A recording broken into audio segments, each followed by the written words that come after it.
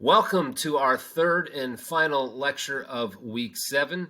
Today we will continue our discussion of America abroad from 1910 through 1920, and particularly continue with the foreign policy of the Woodrow Wilson administration, as well as America's entry into World War I and its participation in the Great War. So that's on the agenda for today. And let's dive right into it and pick up where we left off at the end of yesterday's lecture. So we talked about the outbreak of World War I in detail in class yesterday with the Triple Entente, also known as the Allied powers, that being Great Britain, France, and Russia. They go to war with the Central Powers of Germany, Italy, and Austria-Hungary. Woodrow Wilson had publicly proclaimed that America would remain neutral in World War I, and we discussed the reasons for that, the fact that there was a tremendous amount of ethnic diversity in America at the time after waves of immigrants had come to the U.S. from all over the world, but especially from all over Europe. So you had a lot of German-American immigrants, a lot of Italian-American immigrants. We talked about the number of Irish immigrants who disliked Great Britain, but of course you had plenty of families in the U.S. who had long-standing ties to Britain and France, having come over decades earlier, and Wilson and the U.S. government desperately wanted to avoid a crisis on the home front between all sorts of American citizens who could trace their lineage back to countries that were at war in Europe. We also talked about the fact that progressive era politics was focused primarily on domestic issues and did not have any interest in getting involved in a war across the ocean, and the fact that organized labor and the American Federation of Labor was against war from the get-go, and in the event that the U.S. would join the war, enter the war, Samuel Gompers, the president of the AFL, wanted to use the volunteer army and avoid conscription. So we talked about all of those factors yesterday, along with Wilson's personal beliefs, and that's what kept America neutral for almost the first 3 years of World War I. The war began in the early fall, late August, early September of 1914. The U.S. does not officially join the war until April of 1917. So 2.5 years after the war started is when the U.S. entered the war.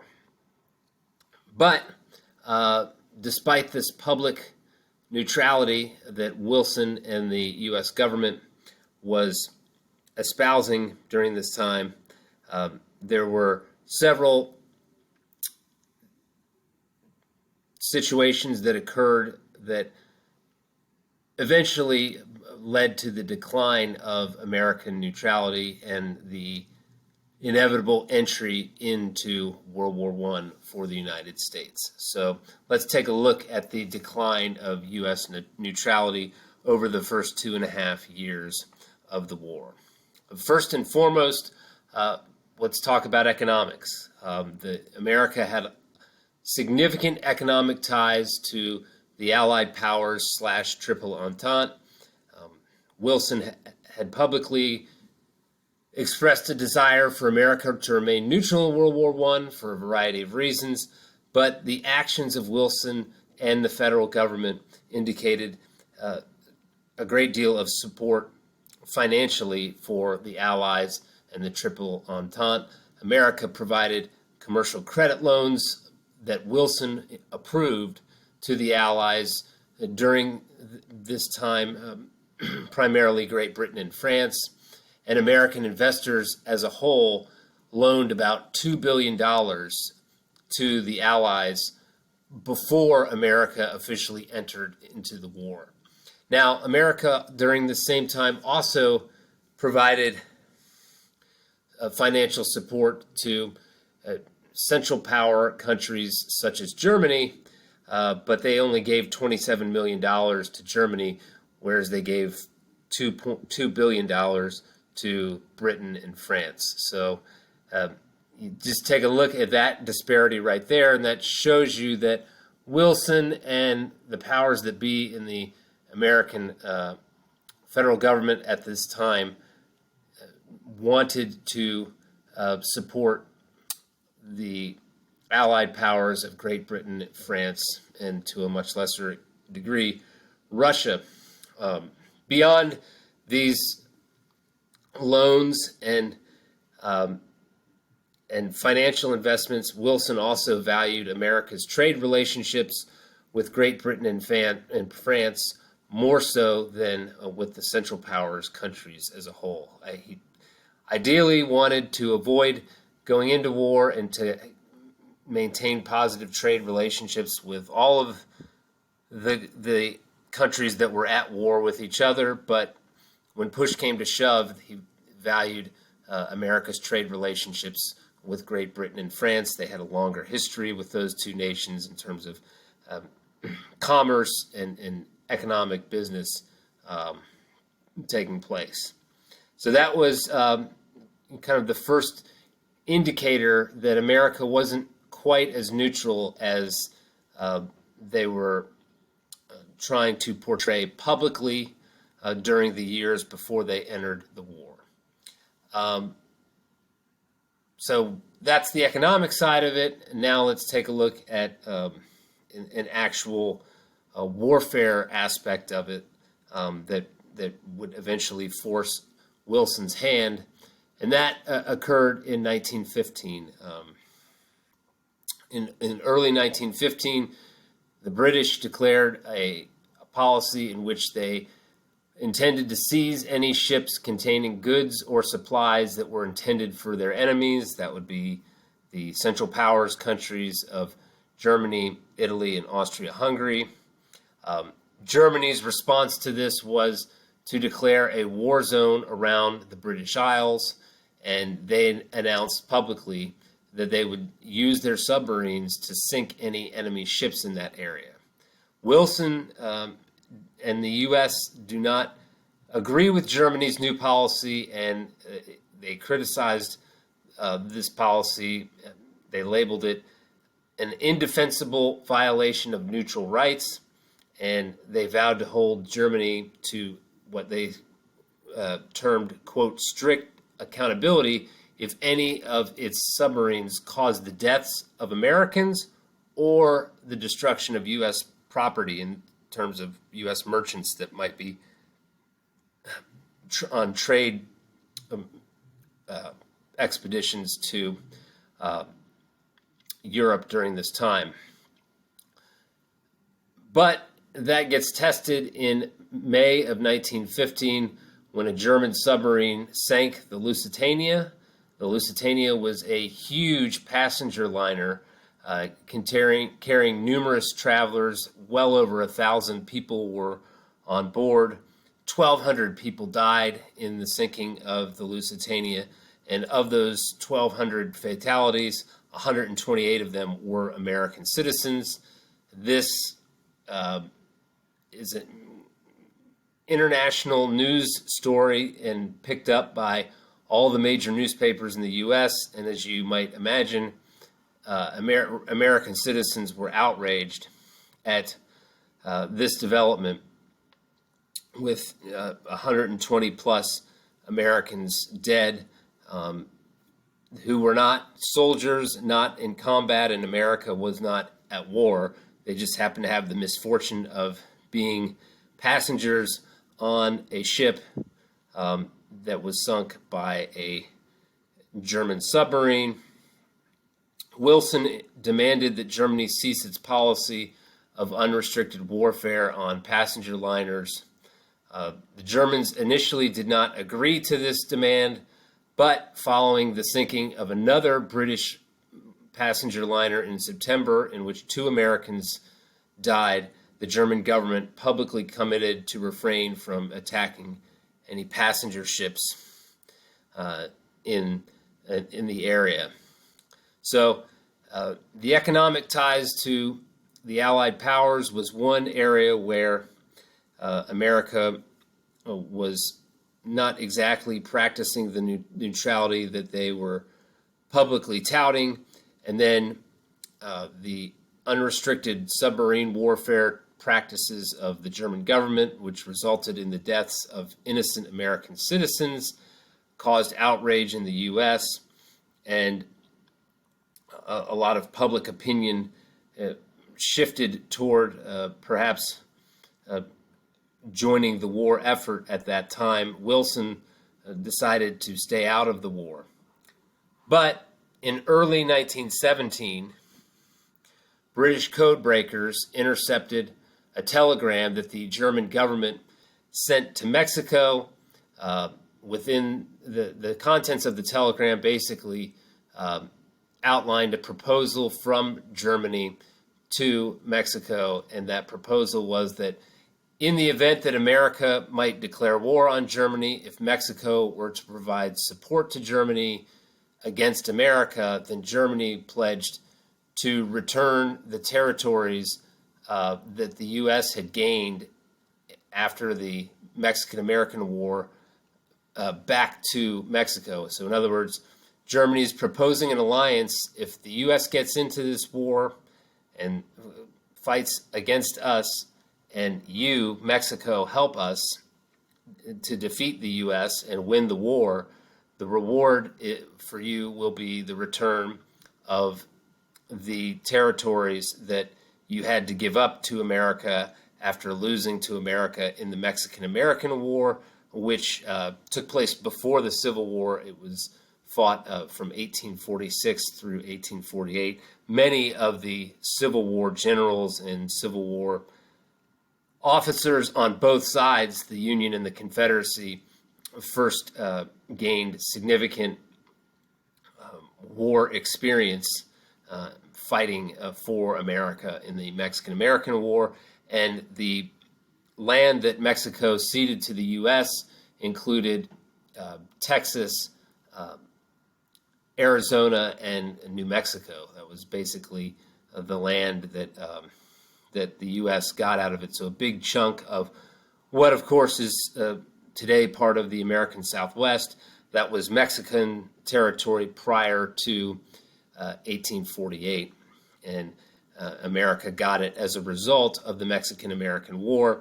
Germany basically in 1917 is pledging to return that land to Mexico if Mexico provides assistance and aid to Germany against the U.S. should the U.S. enter the war, and should Germany and the Central Powers defeat the Allies, including the U.S. So that was the proposal. It was intercepted by German code breakers, or I should say intercepted by British code breakers. And that, as you might imagine, alarmed the American public, alarmed Woodrow Wilson and the U.S. government, kind of putting him in an untenable position. And if you take a look in the upper right-hand corner at the image there, that is a photo of the Lusitania as it went down, having been torpedoed by a German U-boat. That is a German submarine. That's basically an illustration of what it looked like before it went under completely there. So, and that was front page news all over the U.S. When it happened in early May of 1915.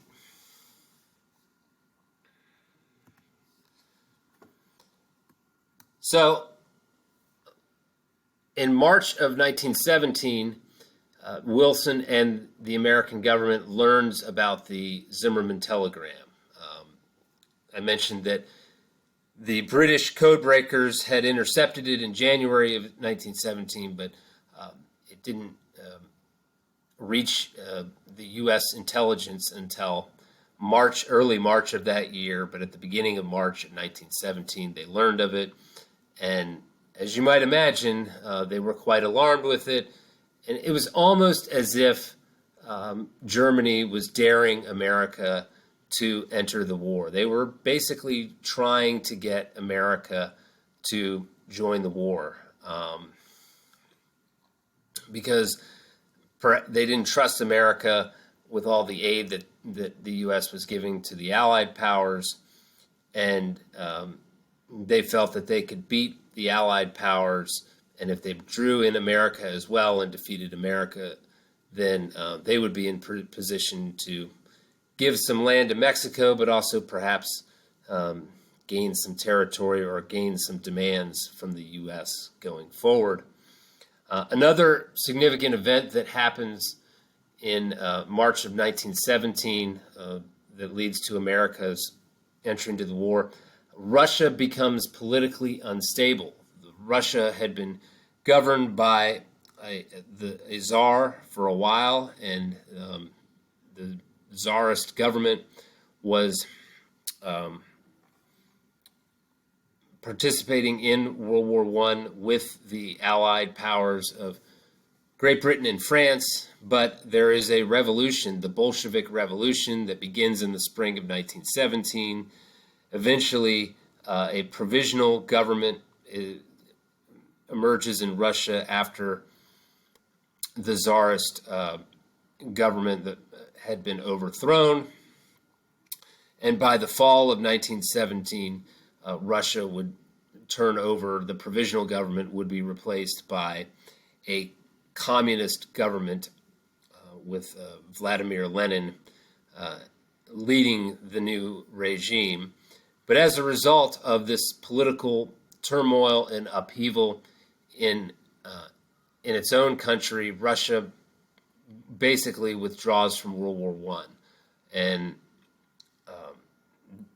so the Allies really need some help now, with Russia concentrating on the instability within its own borders. Germany is having some success against Great Britain and France. The Allies need U.S. help. And again, as I mentioned with the Zimmerman telegram, Germany's sort of trying to get America to join the war. By the end of March of 1917, Germany would sink 5 U.S. merchant ships. And after that, Wilson and the federal government had no choice but to enter the war. The U.S. officially enters the war in April of 1917. However, for the first 2 months that they are in the war, the U.S. is providing financial aid to the Allied powers, and there are no troops over in Europe fighting. The first American troops would not arrive until late June of 1917. And one of the reasons why it took a while for troops to show up to Europe to aid Great Britain and France was the fact that America really didn't have a full-time standing army or military available at that time. And that was a major challenge that the country had to deal with. They had a small permanent military, but really, really small compared to the European powers of that time. In fact, at the time that the U.S. entered the war, they had just 379,000 troops. That was, if you took the U.S. Army and the National Guard combined, the total was 379,000 troops.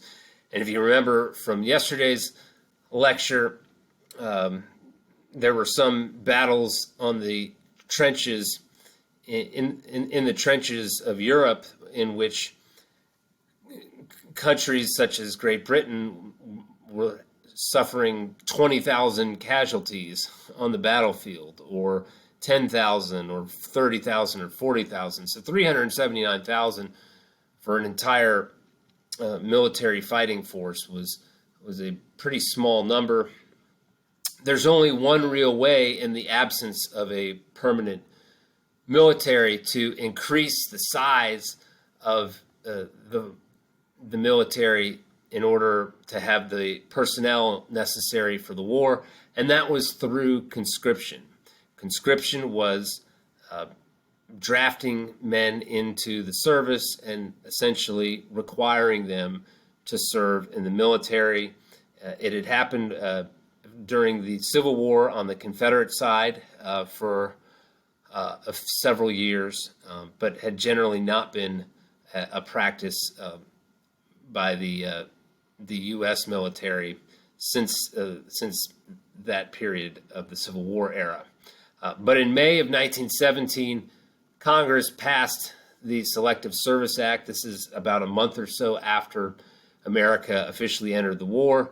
Woodrow Wilson signed the Selective Service Act, and this legislation required all American men aged 21 to 30 to register for the draft, and by doing so, they could be selected for military service. Eventually, they would alter that age range because they needed more troops. So instead of just men aged 21 to 30, they shifted it to men aged 18 to 45. And by the end of the war, America's military force had grown significantly in terms of the total number of men enlisted. It went up to 3.7 million troops, up from the original roughly 379,000.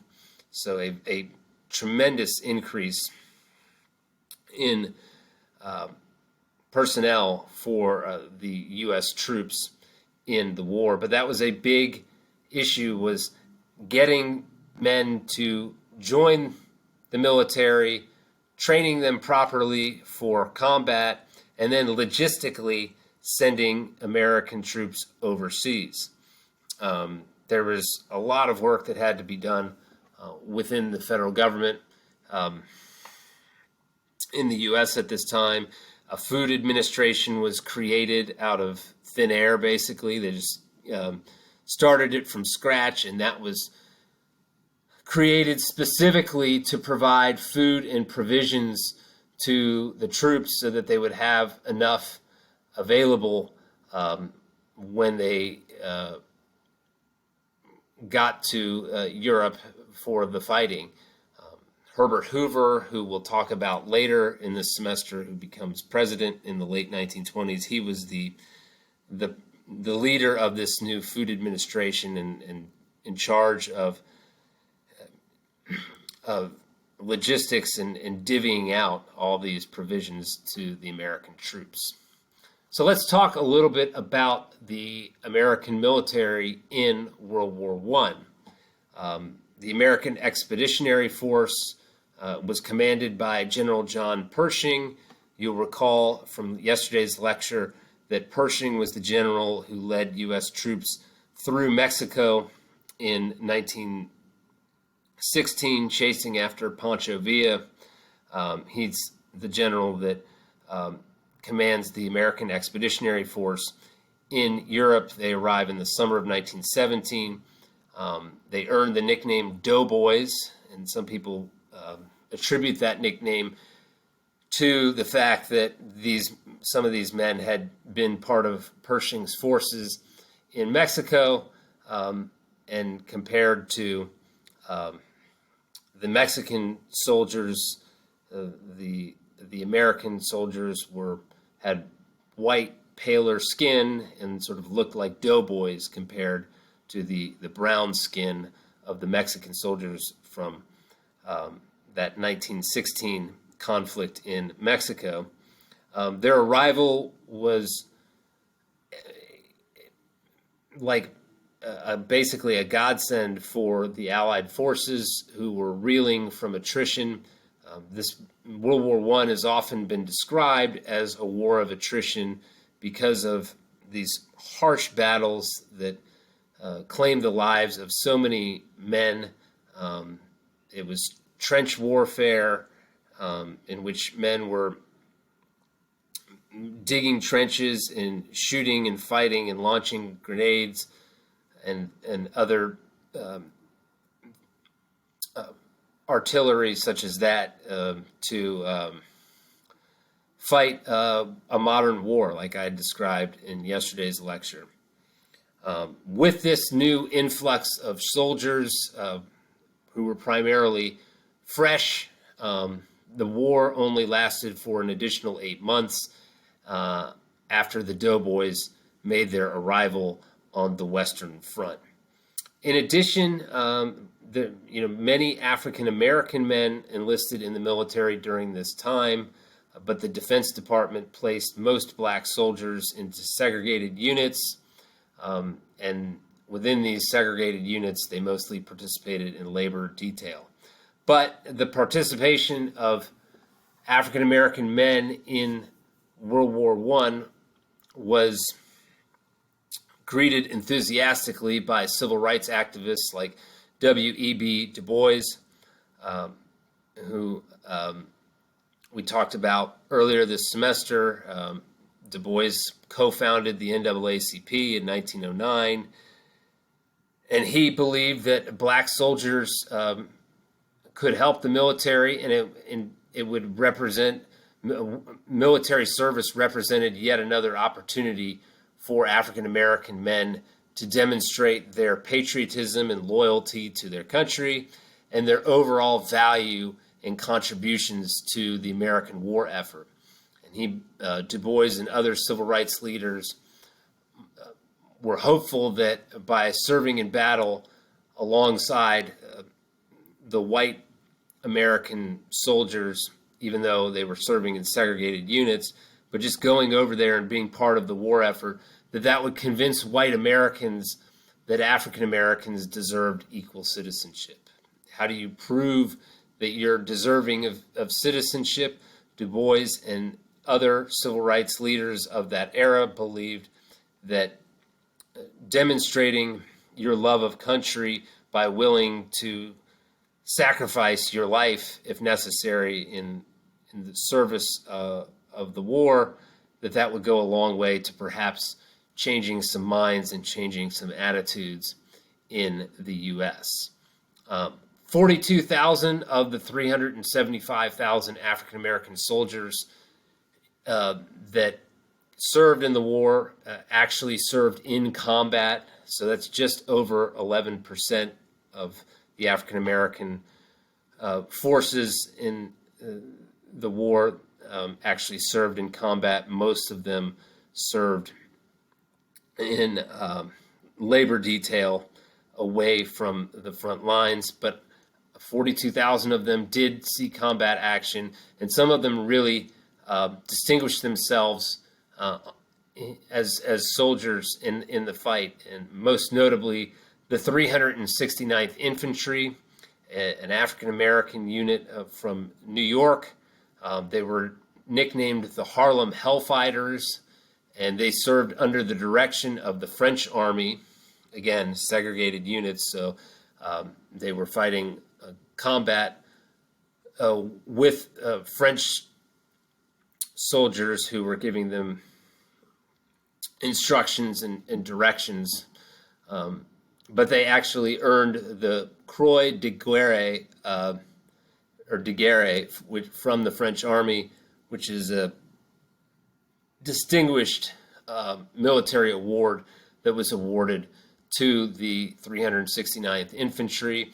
There were parades held to celebrate this unit in the streets of New York City when they returned after the war had ended in November of 1918. If you take a look in the upper right-hand side of this slide, you'll see a picture of members of the Harlem Hellfighters, the 369th unit, the 369th Infantry from New York, who served impressively and distinguished themselves in combat action for the Allied powers during World War I. So it's a shorter lecture today. That'll wrap things up, and we will pick up on Monday with another lecture. We're back to that regular Monday, Wednesday, Friday schedule of lectures for next week, and we'll discuss the complicated peace negotiations surrounding the conclusion of World War I, and also turn the page and take a look at America during the 1920s, which will be the sort of the major theme of what we cover in class next week. So that concludes this week's set of lectures and today's lecture. Hope you guys have a relaxing but also productive weekend, and I will talk to you again on Monday.